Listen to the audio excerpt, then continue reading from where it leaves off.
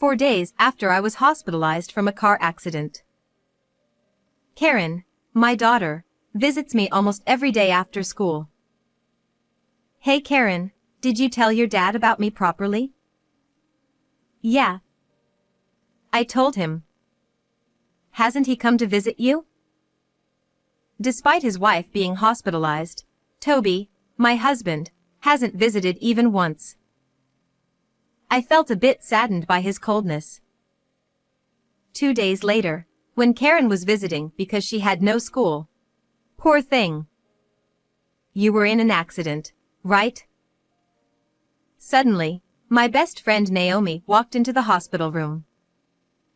But I hadn't told Naomi about the accident, so how did she know? Oh, you came together. Toby peeked out from behind Naomi. I have something to talk about. Without any concern for me, Toby continued his story. I'm marrying Naomi. So, divorce me. He boldly announced it loudly in the hospital room. What? What did you say? I said, I love Naomi. We're getting married, so you take Karen and get out. I thought I misheard, so I asked again, but I couldn't comprehend the sudden situation. Naomi, what is this about? It means exactly what it sounds like. I love Toby. Will you give him to me? Naomi's expression was serious. Is it possible for someone to make such a selfish request? Ignoring the two passionate visitors, my daughter burst into laughter. What? You two can't get married. Because... What Karen said was quite unexpected. I, Chris Haddison, enjoy watching slightly complex love dramas in between work and house chores. Wow, that was unexpected. Wait, it ends here. I often find myself exclaiming out loud at the twists in the drama I watch alone. I live a simple life with my husband and daughter, and have a good relationship with my in-laws who live nearby. I am far from the drama-filled stories I watch and lead an ordinary life. Because my daily life is so monotonous, sometimes I wish to dive into a drama. My husband Toby is a bright, athletic mood maker rather than a scholar. He loves lively gatherings and was always surrounded by people in his youth. To me, who was relatively quiet and studious, he seemed dazzling and attractive. However, I've realized that it's not easy to change the mindset developed in one's youth. Though it was charming when we were young, his unchanged personality at 40 is a bit problematic. What I once found admirable has become a source of concern as we age. My recent worry is about the relationship between Toby and Karen. Karen prefers quiet time over hanging out with friends. She doesn't dress flashily, excels in her studies, and always ranks high in her class. Toby, who despised studying, cannot seem to understand Karen's dedication. It would be fine if he kept it to himself, but he can't help imposing his views. You're always cooped up in your room studying. Girls don't need to study to live. Instead of wasting time on studying, why not learn some charm? He says this loudly enough for Karen to hear while she's studying. Dad, people don't think that way anymore. Without studying, I can't get the job I want. It's my freedom to choose whether I study or not. Despite Karen's rebuttal, Toby always comments whenever he sees her studying. Hey Toby, why don't you stop interrupting Karen's studies? She's doing great. I made friends and got a job without studying. Playing with friends is more fun and you'll never regret it. Toby, indulging in his nostalgic fun, doesn't listen. Karen is getting fed up with Toby's constant interference. Mom, how long will Dad keep saying such things? I can't concentrate even if I want to study. Sorry, I tell him not to disturb you, but he just doesn't listen no matter how many times I say studying is important. As a result, Toby and Karen clash often, and I have to mediate every time. Toby's interference doesn't stop with Karen herself. Listen, Karen's planning to go to college. A girl doesn't need to study. Toby continues to complain about Karen even in front of his parents. Stop saying girls don't need to study. Nowadays, it doesn't matter if you're a girl or a boy. Instead of criticizing others, why don't you try studying again? My in-laws, unable to bear seeing their beloved granddaughter denied, admonished Toby. When his own parents criticize his views, Toby sulks. What's with everyone? On days when his parents scold him, Toby's complaints worsen and he often gives us the silent treatment. One day, while returning from shopping, "Hey, is that you, Chris? It's been ages. Do you remember me? Wow, Naomi. Do you live here now?" The one who called out to me was my best friend Naomi, who had moved out of the prefecture after middle school graduation. Naomi was always stylish, with extensive knowledge of makeup and fashion, and I secretly admired her. Though we were opposites in looks and personality, we often hung out together. I used to teach Naomi, who was bad at studying, in exchange for fashion tips. After she moved, we kept in touch through letters, but as we got busier with our social lives, the letters dwindled. It was really a long-awaited reunion. Yeah, I got married and had a child over there, but due to some issues, I'm back here now. That must have been tough. It was. My husband cheated on me. Oh, can I visit your place sometime? I'd love to catch up. Sure, come over. I'd love to chat. Thus, Naomi and I rekindled our friendship and started visiting each other's families. Toby and Naomi, both lively and sociable, quickly hit it off and became close. Whenever Naomi visited, they had animated conversations, as if they had been friends forever. Naomi's daughter, like her, cared about fashion and was around Karen's age. Every time Naomi and her daughter visited, Karen tried to be friendly but didn't seem to get along well. She said it's unthinkable not to be into fashion or romance and called my look plain. She's younger than me but acts superior. Karen, frustrated, would vent to me after they left. Everyone has their own thing, so don't worry. You're fine as you are. I tried to comfort her, but Naomi's daughter continued to pick on Karen. As Naomi and Toby grew closer, Naomi's daughter also got attached to Toby, and he enjoyed it. Naomi's having trouble with her lights. I'm going to check it out on my next day off. It must be hard for her as a single mother. Toby, pitying the single mother household, often helped out at Naomi's place. Toby is so capable and fast. I'll keep asking him for help. Naomi praised Toby in front of me, flattering him. Toby, flattered, became more enamored with Naomi and her family.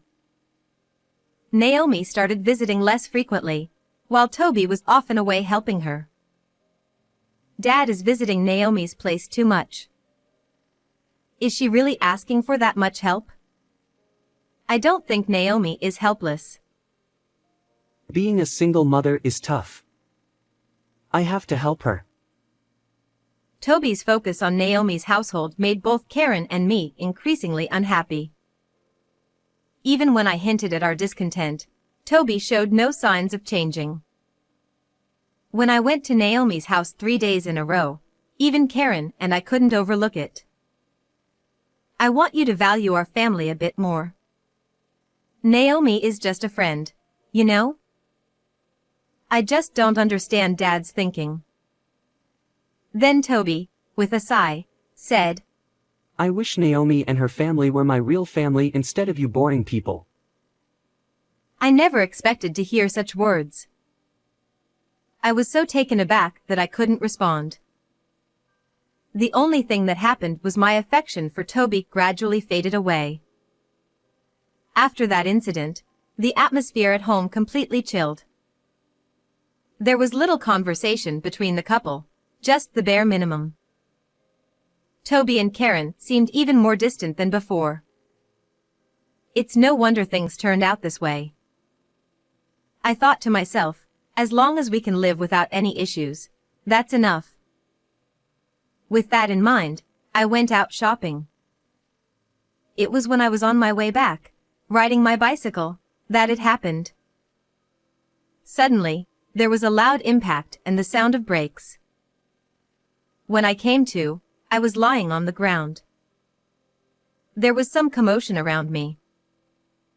I opened my eyes gently, but it took some time to grasp the situation. My bicycle had been flung far away, and the items I bought were scattered everywhere. Oh, I've had an accident. Right after thinking that, pain shot through my entire body. I could hear the siren of an ambulance in the distance. Enduring the pain, I waited patiently for the ambulance to arrive. Even during the transport to the hospital, the pain made my consciousness fade in and out. By the time the treatment was finished and I was in the hospital room, Karen had rushed over. Mom.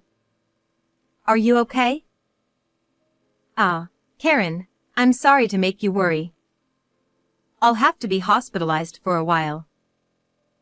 I had broken my right leg in the accident. I'm just glad you're alive. I was really worried. I hope you recover well. I felt sorry for worrying Karen.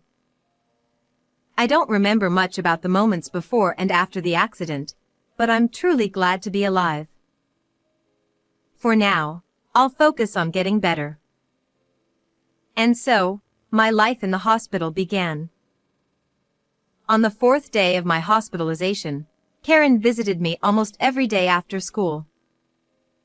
But Toby hadn't come even once.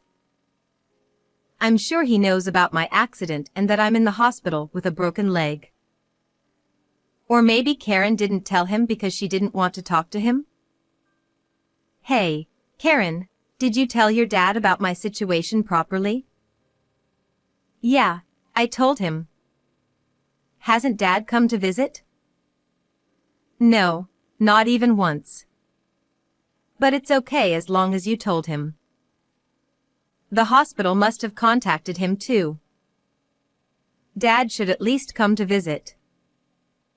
Though we only have the bare minimum of conversations at home, he should still come to visit his hospitalized wife at least once. I felt a bit saddened by Toby's coldness.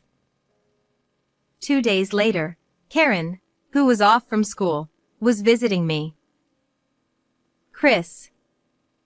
You poor thing. You had an accident, didn't you? Somehow, Naomi, who shouldn't have known, entered my hospital room. I was wondering how she knew, and then Toby quietly appeared behind her.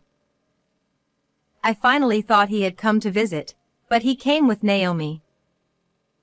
I guess he's using my hospitalization as an excuse to meet Naomi freely. I didn't expect him to bring Naomi along even though I wasn't expecting much concern. Oh, Naomi. You came together. Then Toby, who had been silent, spoke up. Chris, I have something to talk about. Without any concern for me, Toby continued his own story. I'm marrying Naomi. So, let's get a divorce. Karen and I exchanged glances, both tilting our heads. What? What did you say? I asked again, thinking I misheard. I love Naomi. We're getting married, so you and Karen need to leave. I couldn't understand what he was saying at all. It was like a scene from a drama I always watch.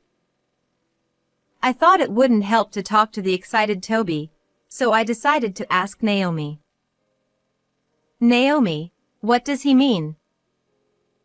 It means exactly what it says. I love Toby. I need Toby. You two haven't been getting along anyway, right? Why not let me have him? Naomi's expression was serious. Is there such a selfish thing? Of all people, my husband. A real friend wouldn't do this. You're the only one who thought of her as a friend. What do you mean? Hey, Naomi. After Toby called out, Naomi started to speak. Chris, you've always been plain. From the start, you and I were mismatched. But you were smart, so I stayed close to you because it was convenient. Thanks to you, I aced those tests back then. Naomi had only seen me as a convenient tool, and I was the only one who thought of her as a friend. Feeling pleased with herself, Naomi continued. Toby and I get along, and he seems happier with me. I think I'm more suited to be his wife. Naomi said this with a sly smile and then whispered in my ear. And it seems like he has a lot of money too. Apparently, Naomi was attracted by Toby's good salary and pretended to be troubled to start an affair. She intended to kick Karen and me out and take my place. Toby seemed to have genuinely fallen for Naomi's seduction. With my hospitalization, they saw it as the perfect chance to push for a divorce while I couldn't move. I almost sighed at their reckless actions. I can't believe something like this is happening to me. Naomi and Toby, with triumphant expressions, waiting for me to surrender. While watching the two of them getting carried away, I was thinking about what to do. Then Karen, who had been silent all this time, started laughing. What? You two can't get married. Did you know, Dad? Karen's words were surprising. Naomi is in the middle of a divorce mediation because of her own affair. She's being demanded a lot of alimony. When we reconnected, Naomi had said her husband had cheated on her, but that was a complete lie. It was actually Naomi's affair that led to her being told to separate, and she was now in the middle of divorce mediation. And during this mediation, she was looking for her next financial base and found Toby.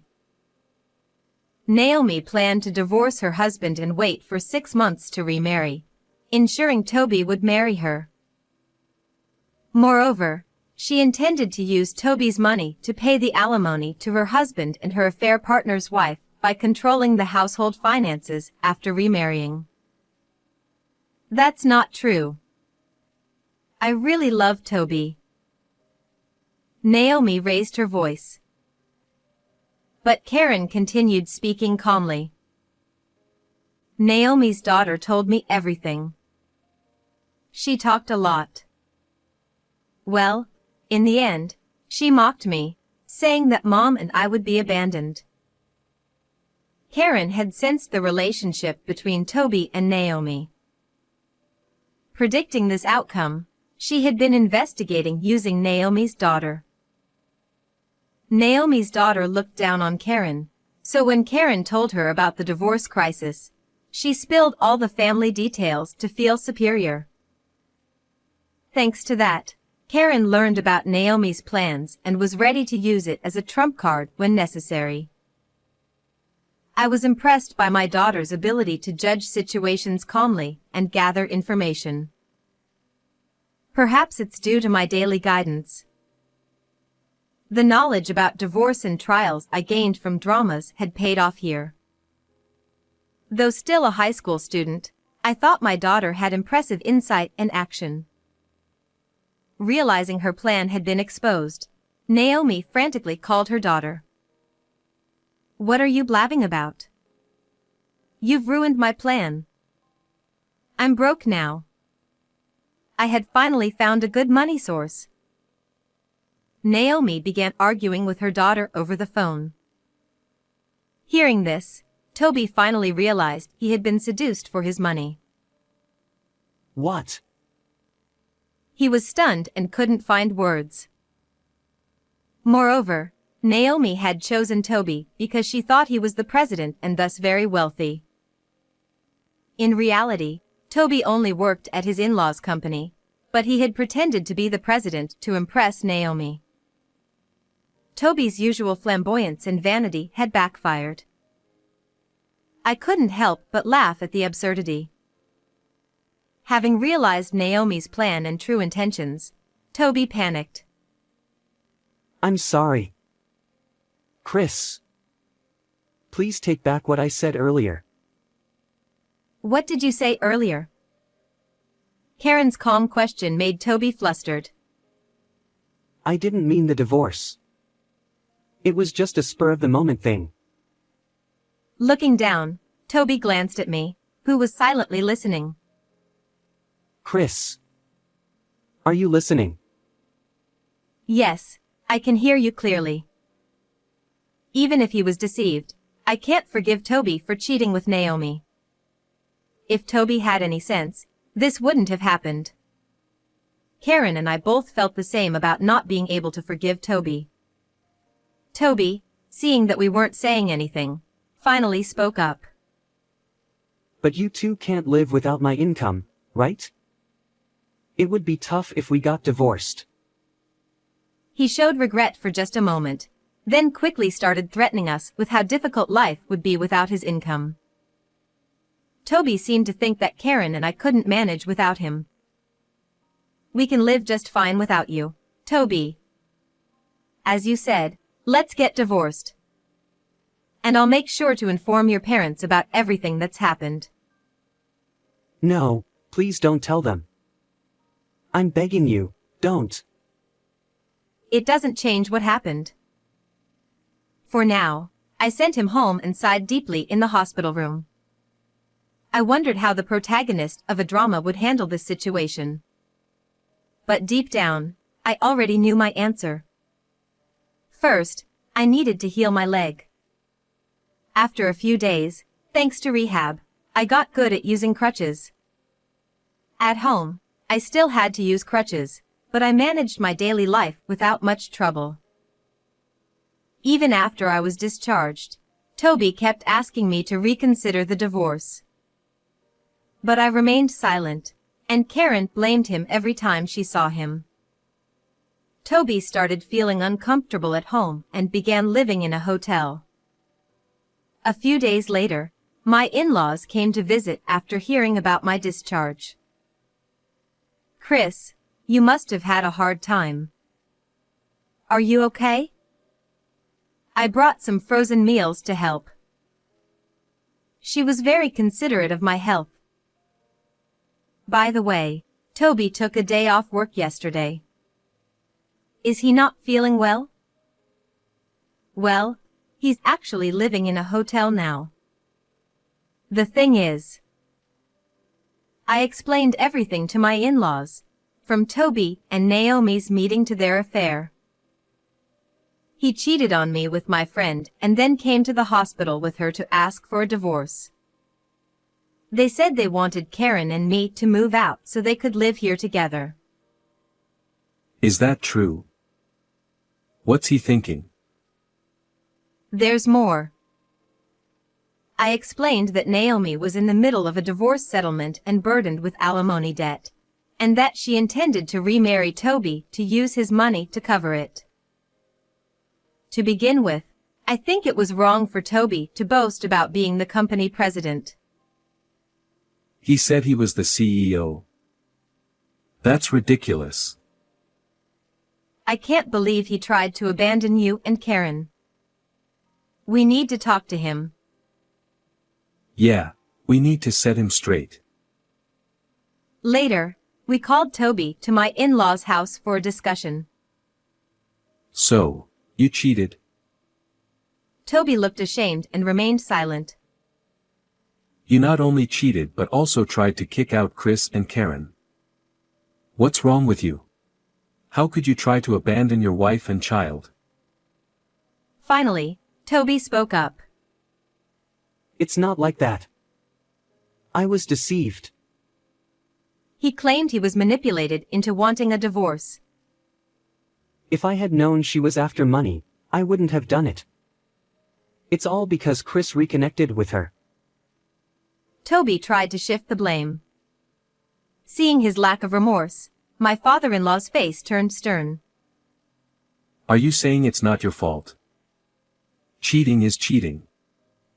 And you lied about being the CEO. I thought you might take over one day, but I can't trust you now. You're fired. My father-in-law was furious and announced Toby's disownment. My mother-in-law looked disgusted. I'm so disappointed in you, Toby. I'm sorry. Don't apologize to me. Apologize to Chris. Chris, I'm really sorry. Please, give me another chance. Seeing him about to be disowned, I felt a bit sorry for him. If I left him too, he'd be all alone. But my mother-in-law's words gave me the resolve I needed. Chris, do what you think is best. We're on your side. Her words solidified my decision. Let's get divorced. We can't go back to how things were. Please, reconsider. No, I've decided. I will make sure to get alimony and child support. How did it come to this? And so, we proceeded with the divorce. A few days later, I got a call from Naomi. Hey. My husband found out everything. Now I have to pay even more. This is unbelievable. During her divorce settlement, Naomi's husband found out about her affair with Toby and increased her alimony. He also sued Toby for compensation. Toby ended up losing most of his assets to alimony and child support. The scandal quickly spread in our small town, and Naomi found it hard to live there. She moved to a nearby town but struggled with her new, poorer lifestyle. Toby also started a new life, getting a job somewhere else. His previous lax work ethic didn't help, and he kept failing at his new job. Frustrated, he turned to gambling, falling into a vicious cycle of debt. A while after the divorce, Toby called me. I'm sorry, but I can't make the payments this month. I'm short on money. He sounded weak. I felt sorry but didn't know how to help. I heard from my in-laws that Toby had also asked them for money. Dad, can you lend me some money? I'm really struggling. With growing debts and no way out, Toby was desperate. But both my in-laws and I refused to help. I hoped he would eventually get out of gambling and pay off his debts steadily. Meanwhile, Karen and I continued to have a good relationship with my in-laws. They might have felt guilty for Toby's actions, but their kindness was a great comfort. Karen kept studying hard and got into her dream university. With my income and help from my in-laws, she thrived in college and is on her way to becoming a researcher. How was today's story? Don't forget to subscribe to our channel. See you in the next video.